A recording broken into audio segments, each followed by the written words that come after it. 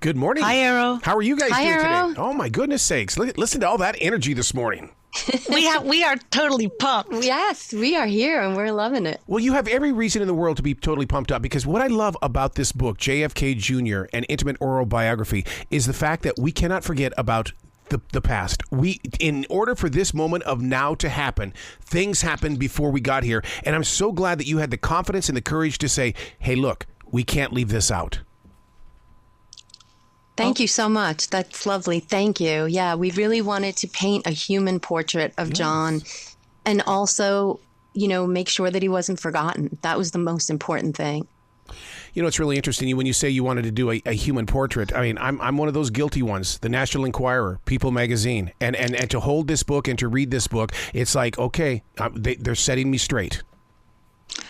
That's great to hear. The form of the book is an oral biography, so it's all the many, many different people that John met throughout his life, over 200 people, and woven together almost as if they're having a conversation about John.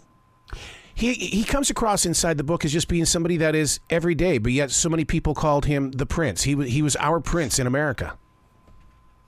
Yeah, I think he had he just handled his fame and his family name and his connection to American history with such grace.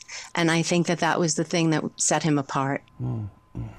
One of the things I'll never forget, and I think this is because this is how JFK Jr. got into our hearts, is that I know where I was when news came that something wasn't right. And I know what I did. I have this beautiful painting in my house of a sunset. And every time I look at it, I think of this guy that was such a huge part of my life. But I didn't get to know him. I don't know. I didn't know who he was, but yet he was so big in our life.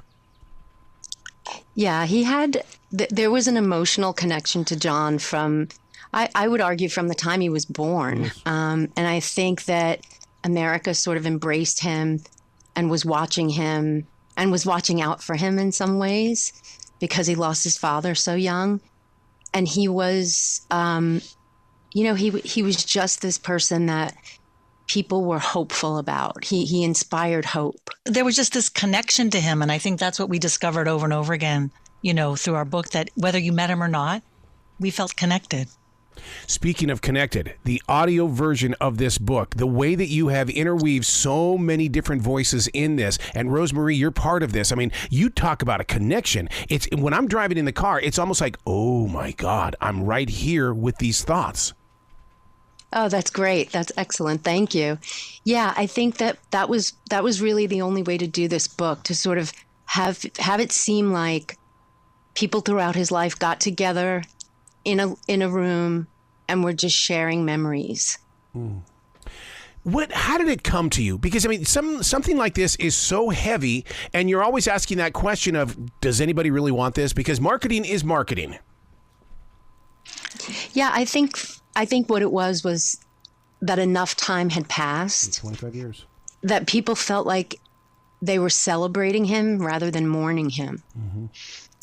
Yeah, and right, we didn't want him to be forgotten, and it was amazing. Like as we spoke to people, more memories would come forth, and then sometimes that would give you an idea of what to ask the next person. Or who else to interview, or who else to reach out to. Mm-hmm. See, and that's going to be very interesting, because once people listen to this in Audible, or if they even pick up this book and they read it, they're going to ask questions as well. So I would love to hear what real people who experienced his life through the pages of stories are going to be affected by this book. I want to hear their stories as well. Because that reminds me, somebody just said to us off the cuff, like John's favorite restaurant was El Teddy's. So then Rose and I are like, we got to find a waitress from El Teddy's who waited on John. And we found his favorite waitress. His favorite hostess at El Teddy's, and we interviewed her. Yes. Let's be honest here, okay? I mean, when he fell in love, for so many women, John was their fantasy. I mean, it was like, okay, now do we step back and watch him fall in love, or was like, no, this is going to be like a daytime soap. No, he can't have her. Oh, I loved watching him fall. I mean, we loved it. These beautiful couples, and I mean, I think I wanted John to be in love. Like, what a beautiful love stories. Yeah. I think it was twofold for the rest of the country and the rest of the world. They wanted him to be in love, but as long as it was with them. And the fashion show. How many lives changed because of that couple? Oh, absolutely. I mean, that's Carolyn. That's all Carolyn. I mean, she changed his entire look. I mean, like, even when I look at photos of them now, I'm like, nobody looked like them. I mean, yes, they were, of course, incredibly genetically blessed, but like, they were just like a certain coolness and nonchalance about them.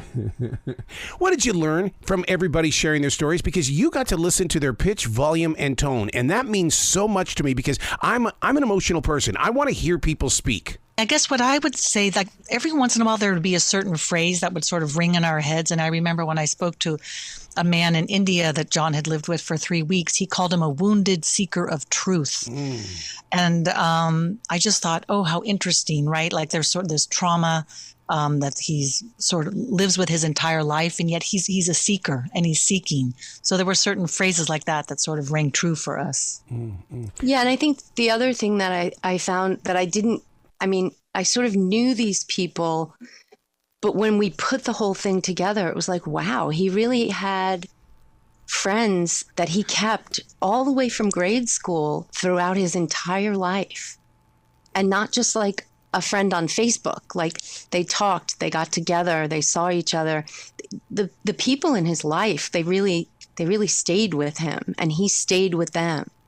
And there's a story in the book about a friend of his when he was People Magazine's Sexiest Man Alive. Yep. And she said, we're never going to see you anymore. You're going to make all these new friends, and you're going to be, now you're really famous. And he said, Sasha, I don't make new friends.